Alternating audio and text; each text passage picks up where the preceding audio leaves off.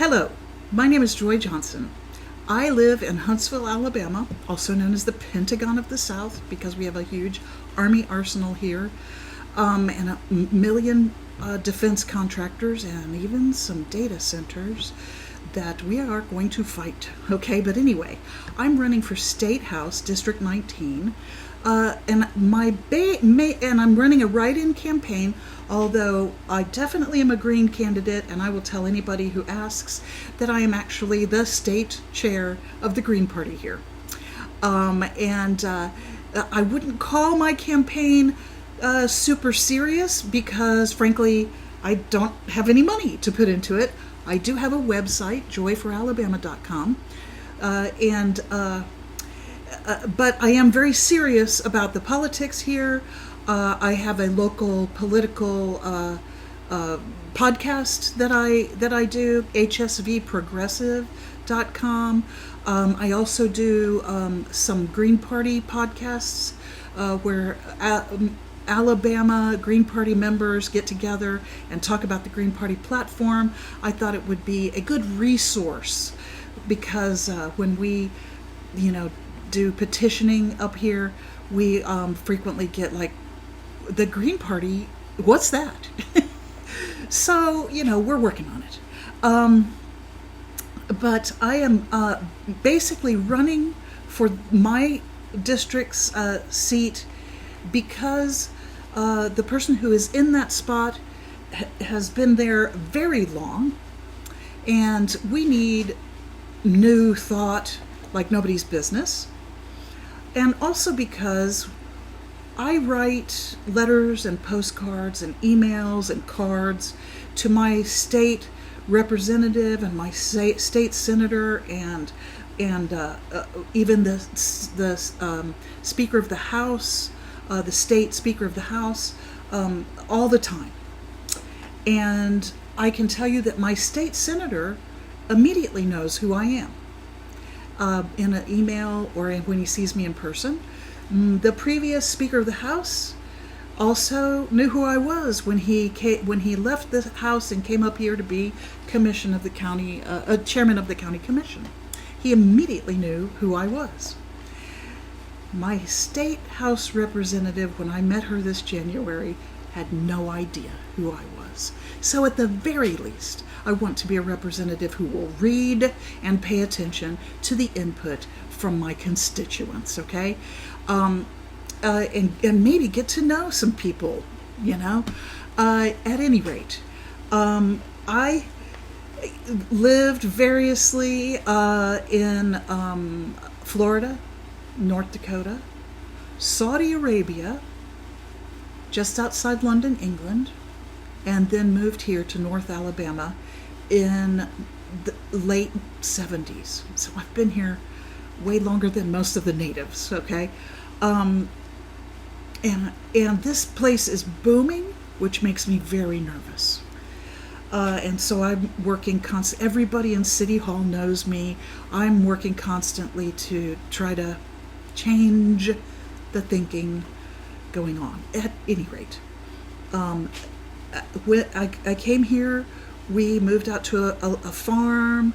We did all the farming stuff, and I had horses. I had started to have horses when we moved to North Dakota. We moved out onto a farm so I could have a pony, all that kind of stuff. And so I finished out high school. I didn't finish high school. I actually dropped out in order to go to college.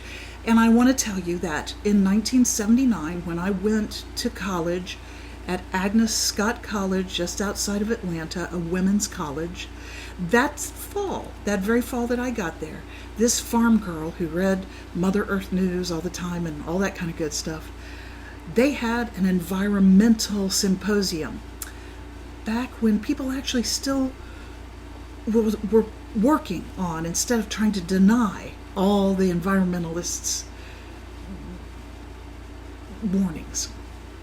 They had an environmental symposium, and at that symposium, one of the main speakers, and I didn't miss a single session, one of the main speakers was a Barry Commoner, and he was introduced as having run as a presidential candidate for the Green Party. It was a different Green Party than this Green Party.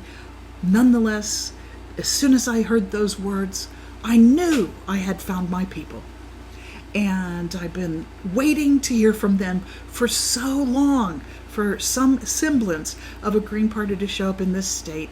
And I've been active with them since I found them in about 2015, something like that.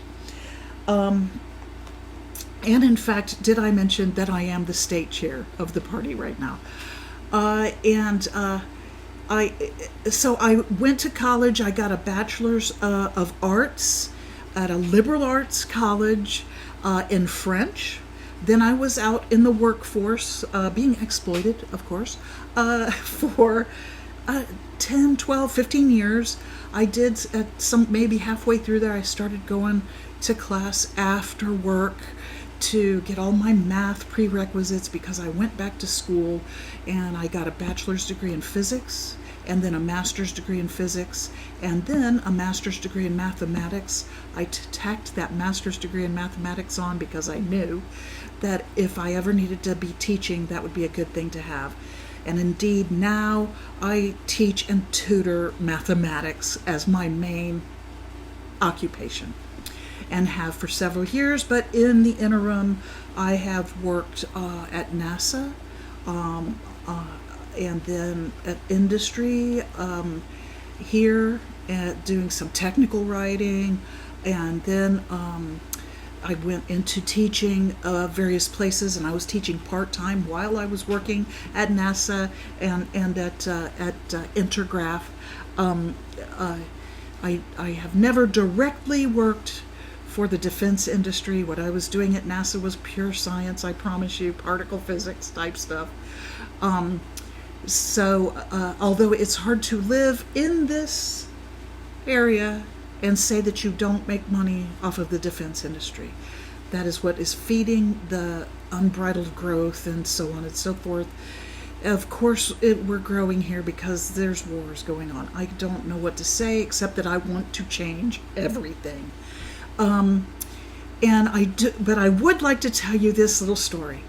I am recording this on the 4th of January, 2026, our 250th anniversary of the birth of this nation, under, maybe not the most optimum anti-capitalist credos, but anyway, I know what I was doing on July 4th in 1976. I was in Saudi Arabia, a teenager. It was summertime, so I was not in school. In fact, I was not in my hometown of Riyadh, Saudi Arabia.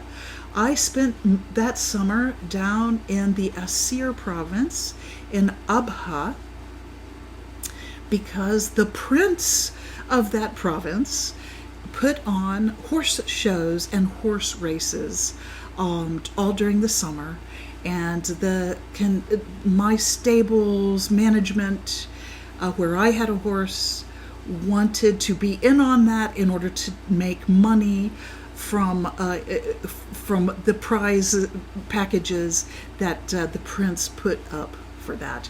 And in fact, I was actually a judge of the horse jumping show part. They had to use whoever was there, and they tapped me for that. So that summer down there, what I decided to do in commemoration of the 200th anniversary, the bicentennial, was to beat up an Englishman. And my riding instructor was an Englishman, and I didn't beat him up, but I did try to kick him. But anyway, just a fun memory that I totally, because it's today, I couldn't help but tell the story. Please check out my website if you want to contact me.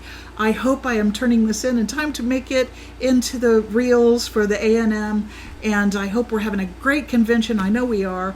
And joyforalabama.com, and happy meetings.